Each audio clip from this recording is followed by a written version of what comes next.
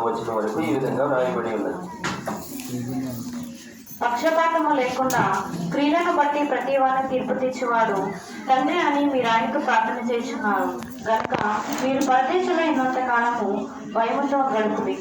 పితృ పారంపర్యమైన మీ వ్యర్థ ప్రవర్తనను విడిచిపెట్టినట్లుగా ఎన్ని ప్రకారముల వంటి సేవకుల చేత మీరు విమోచింపబడలేదు కానీ అమూల్యమైన రక్తము చేత అనగా నిర్దోషమును నిష్కలంకమునకు గొర్రె పిల్ల వంటి నీకు రక్తము చేత విమోచింపబడ్డారని మీరు ఎరుగుదురు కదా.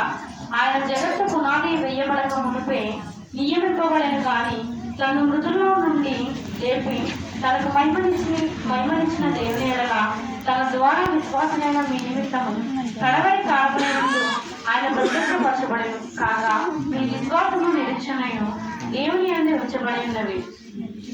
మీరు శయబీజం నుండి కాక శాశ్వతముకు జీవము గల దేవుని వాక్యము మూలముగా అక్షయ బీజము నుండి పుట్టింపబడిన వారు గనుక నిష్కపటమైన సహోదర ప్రేమ కలుగున్నట్లు మీరు సత్యమునకు విధేయుల చేత మీ మనసులను పవిత్రపరుచుకున్న వారైంది ఎవరినప్పుడు హృదయపూర్వకముగాను వికటముగాను ప్రేమించుడి. ఏలైనగా పోలిన వారు గడ్డి పువ్వులే ఉన్నది, గడ్డి ఎండును దాని పువ్వును అయితే ప్రభు వాక్యం ఎల్లప్పుడూ నిలిచును. మీకు ప్రకటింపబడిన సువార్త ఈ వాక్యమే. చెప్పండి.